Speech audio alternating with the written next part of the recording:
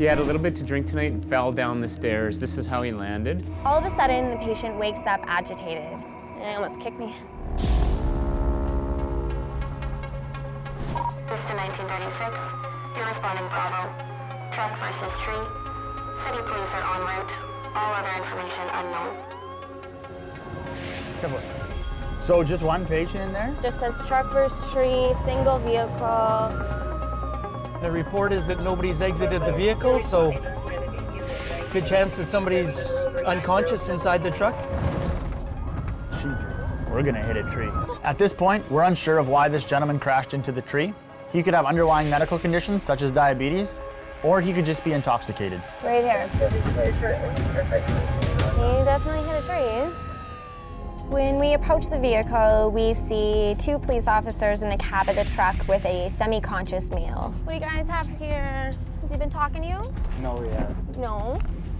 So Callie, there's no real impact here. It looks like he just kind of rolled up on it against the tree. Can you talk? We're the paramedics. Tell me your name. Can you?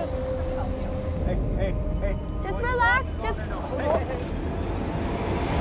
All of a sudden, the patient wakes up agitated. It almost kicked me. Of course, I don't like it when patients kick me, but a lot of times they don't really know what they're doing. 4.8 is his blood sugar. So probably normal, eh? So that's pretty normal. He smells of alcohol. Drinking tonight? He just kind of drifted into that tree. Slowly, you can hear him coming right away. Slowly, like just drifted. What do you think you are? Police are having to hold him down inside the car. It doesn't seem like he's really cooperating or coherent enough, but can't get anywhere close to him because he keeps threatening violence. Well, so we're thinking he's just intoxicated. We're pretty sure this patient doesn't have any injuries, Yeah, have a seat. but we're still gonna take him to the back of the ambulance and do a head to toe. Can you tell me what happened tonight? There you go, just like that. Hands in. Keep him close. Yeah, he was slouched over, like I was banging on the window and he was all still. Slouched over to the passenger side? You don't feel any sign of trauma on him? No, there's not a scratch. There's no alcohol evidence in the truck, but you can kind of smell it just from him being in there.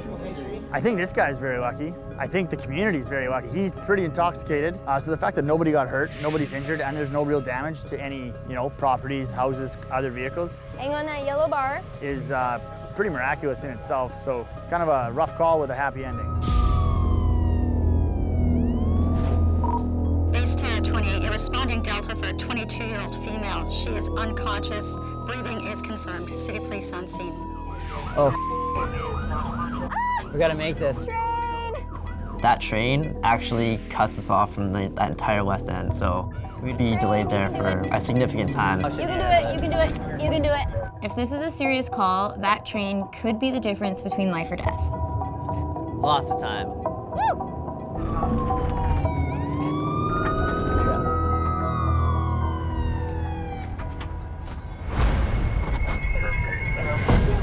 Initially, when we get on scene, I see that code 8 is already there. She's sitting upright, her eyes are open. Hello, how are you doing? While I'm assessing her, she's not presenting normally. She's got a little bit of droopiness to her eyes. She's presenting a little bit lethargic. What kind of drugs do you use? Just crystal meth, and that's all. Okay, nothing to do. Smoke weed every now and then. Okay. Any drinking at all today? Some, right? Okay, can you look at my nose here, Miss, and check your pupils, all right? Unconscious female, that area of town, time of night. It is good that someone stopped, called 911, and she was able to get help. Was it you folks that phoned? Yeah. Thank you for pulling over and being concerned for her. She's obviously not in a good spot right now. Heart rate 100, stats 99. Okay. Temperature's 36.0. 36, all right. So there's a young male at the scene. He doesn't seem to know much about her, and he says they're friends. I don't know how well she knew him and what his motives were, really. And you noticed she was staggering and stuff like that? She's in a bad mood, like she was upset. So we need to remove her from a potentially dangerous situation where she's not going to be able to make appropriate decisions for herself. Are you in any pain? 4.9, get a good shot. You don't hurt. Did she tell you why she was upset or anything like that? We had a brief discussion that she is having a fight with her boyfriend. Whereabouts do you live? I don't have a home. You have a home?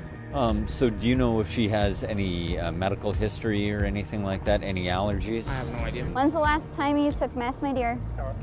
Unfortunately, not everybody can grow up in a loving, caring home. This girl is 19, she's homeless, she's using drugs, she does need our help. Do you feel like you'd want to go to the hospital today? Imagine you're this girl. You have no home, no family, no food. Where do you turn to? Do you want us to take you with us until you're sober? There are groups in the city that help support people on the street. These two ladies that called it in are part of one of those groups. So we work primarily on the street with individuals who are transition of homelessness, struggling with addictions, mental health, and women who are involved in sex work. We do nutrition every night on the street. We also hand out hygiene items. Here, come here. You gotta stand up. We found out after our assessment that she was intoxicated. It turns out that she actually had a breach of conditions for drinking, so she ended up going with the city police to cells. It's sad to see something like that, especially somebody who doesn't have a home. And she's super young. How old is she? I think she's only 19, so... Oh my God. I know. Hope she can turn herself around.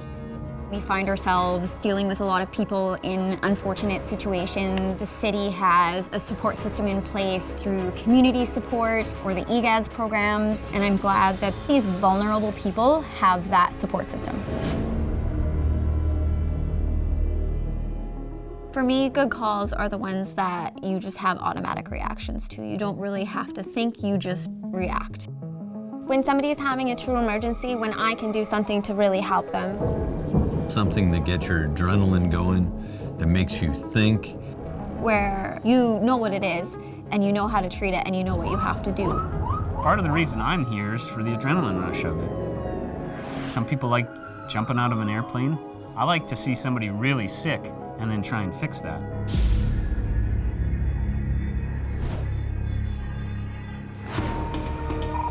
Base to 36.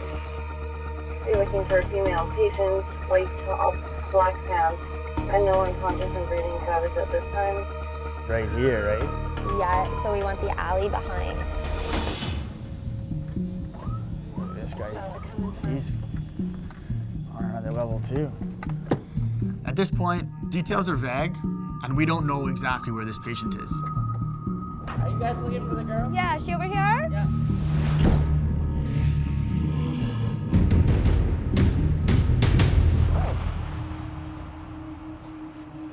Hi.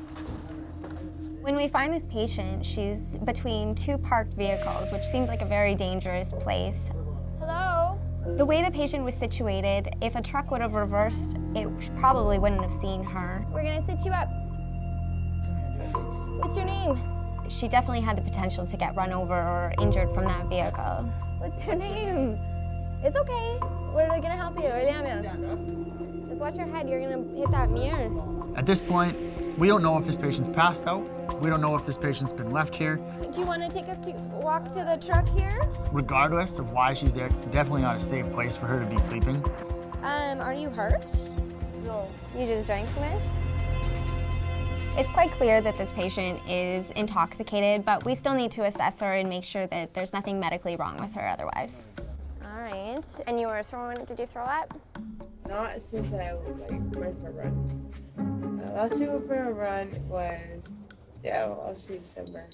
We don't want to see this girl end up in the drunk tank or the hospital, so now we need to find her a safe way home. Hopefully we can find her friends to come give her a ride home. Hi, this is Callie with MD Ambulance calling. You know, we've all been young. We've all probably made decisions that we have regretted. Would you be able to come get her? Luckily for her, this was a happy ending. She didn't end up getting assaulted or run over by a car. A lot of bad things could have happened. We've been searching for about half an hour. You guys got her? We got her, yeah, we got her. Fortunately, things turned out well. I remember when I was 19.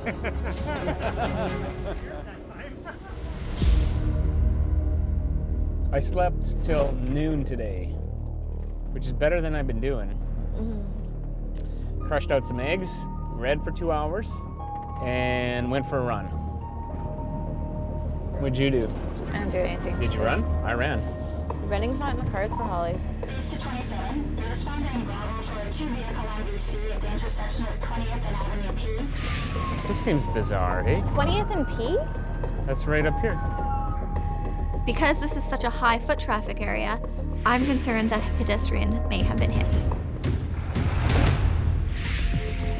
So the first thing I noticed when we're pulling up to this scene is that there's multiple vehicles involved, lots of damage to the vehicles, high traffic area, so our scene safety is very important on this call. This is the driver. Hello, sir. Yeah, I'm the driver. Are you hurt at all? Good luck hurt? Do you want to be checked out by EMS? No, I'm fine. It's obvious to me that he has been drinking this evening. He's slurring his speech, he's not standing straight, he's not walking straight, and he smells of alcohol. You told me you had one. Two. I'm telling you I had one. I told you I had two. What happened, do you know? He was from there when he hit my car. you. I don't know why he hit my car because we are on the stoplight, so I don't know what's happened. Okay, your neck doesn't hurt or anything? No. This patient is very lucky that he didn't hurt himself or kill himself or somebody else. Yeah, it's gone. Often in a call where a drunk driver hits a vehicle, it's the person that they hit that ends up getting injured or killed. And unfortunately, that person that was drunk and made that horrible decision gets to live with that for the rest of their life. Maybe the rain will keep everyone inside tonight. Yeah, big thunderstorm coming. East of 36. Reporting that unknown aged male, he's unconscious, breathing is confirmed. And this is a Delta response. You'll find your patient outside this address. He's gonna be wet if he's been outside for any length of time. It's cold. It's a cool night, a definite potential to lose body heat. I arrive on scene and see the fire department as well as multiple police members. We walk up to this patient. He's lying flat on his back. It's dark, it's a tight space. It's less than ideal for treating this patient. Started breathing like this now. Okay. Hey, slow your breathing down, okay? Right now, we're not really sure what's going on with him. His eyes are closed, he's not answering any questions, he's hyperventilating. Police plane followed him here. Plane did they say. Yeah, they could see him get out of the driver's seat and walk up here and come back. This police plane was able to follow this erratic driver. They watched him park, they watched him walk up to his house, and then fall backwards off his top step. He's got a pretty big goose egg to the back side of his head. It is possible this gentleman is just intoxicated. However, we don't want to overlook a more serious injury. We're gonna put a collar around your neck. This patient's behavior is becoming erratic, it's very unpredictable, and it creates for a possibly unsafe situation. Open your eyes. Open your eyes. Sometimes people with a head injury can become confused and combative and not really know what they're doing. Look at him fight, he's clenched. His heart rate's 60, he's got a pressure of 150 on 100. He could be showing signs of ICP. There definitely is potential that this patient has a head injury, and that is what is causing this erratic behavior. Start a line if I just go? Yeah, I'd like to just go. Patient's a very tough assessment, so we're just gonna be overcautious and take him to RUH for a trauma alert.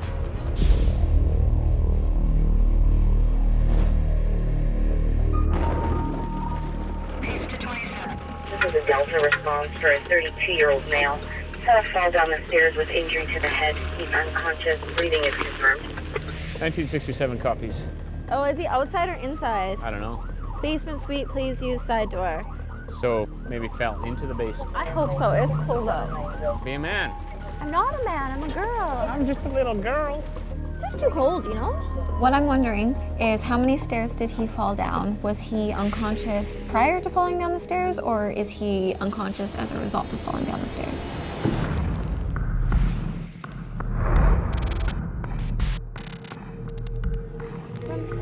All the way down? Okay. Okay. This is the second time. Did you witness it? Yes. Okay, any drugs or alcohol involved? He's drunk right now? Okay. With an unconscious patient like this, what we're looking for is trauma to the head, unequal pupils, level of consciousness, if he reacts to painful stimuli, and if I can see a point of injury. He had a little bit to drink tonight and fell down the stairs. This is how he landed. I give this patient a sternum rub, which is generally quite painful, and it does not wake him up. So this tells me that he is unconscious. He's not just sleeping. Drank quite a bit then. Does he usually drink that much? With this fall, the potential for injury is high, so I want to maintain neutral alignment with his head and neck. He just knocked himself out, eh? Yeah. Oh, sorry, buddy. Good. Do you think you could grab our C-collar and probably a scoop stretcher and we'll just get him out that way? What we need to do is put a C-collar on him, put him on the backboard, and carry him up the stairs. Do you want to just go on each side there? In my experience, it's common for people to fall downstairs like this, but it's uncommon for them to be completely unresponsive after the fall. Ready? 1, 2, 3. Even though there's no external trauma, there could be significant injury to the brain. You okay, Banger? Yeah. So it's important we get him to the hospital quickly so that he can have a CT. It's not quite in there. Yeah, you got her. I feel bad for this patient, and I can see it's very difficult on his family. You good? I hope everything's going to turn out okay for him. He was admitted to hospital. It was discovered on CT that he had multiple small bleeds in his brain. He woke up in the hospital a couple days later with no idea how he got there. He thinks the fall could have been caused from a seizure.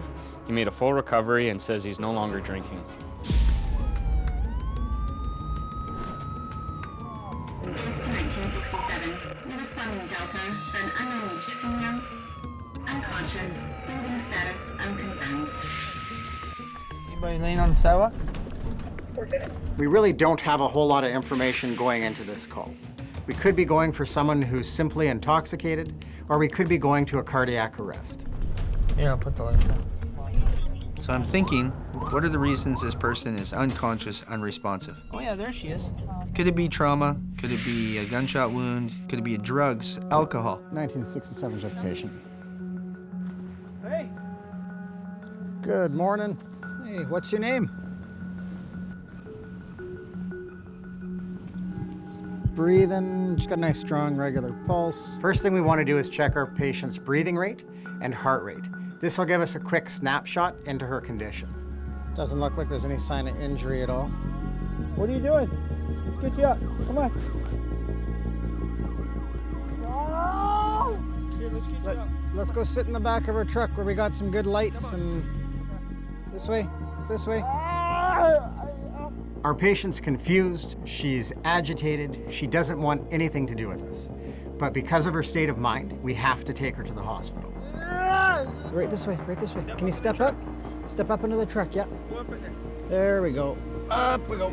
It's not uncommon for a woman in her predicament to resist being woken up so abruptly. Oh, she's trying to bite. Trying to bite. No. We really just wanted to help her, and we can't leave her laying on the sidewalk. She didn't look like she had any track marks or anything. Yeah, I don't see track marks at all.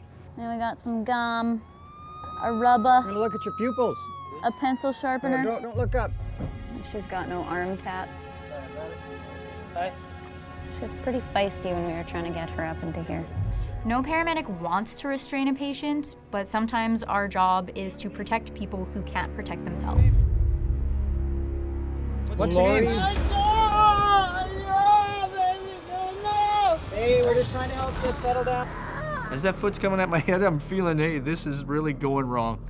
And I do not want to be kicked in the head tonight. We're just trying to help. We then tie her down, because if I don't, she's gonna try to kick me one more time. No track marks anywhere, no sign of any injury. She's probably intox, which would lead to one combative feature, and based on the area of town she's in, I don't blame her for trying to fight off anybody grabbing her and trying to shove her into a vehicle. Good for her for fighting. Golden. No one wants to restrain patients, but in this case, we have to act in the best interest of the patient. She's not making the appropriate decisions, and we can't have her getting hurt or hurting us. What's your name? What's your name? For this young lady, unknown what she took. Very combative, unable to get any information whatsoever from her. No name, no allergies, medical history. Use a soft restraint as well as give her some midazolam to put her to sleep for now, just so we can manage her better.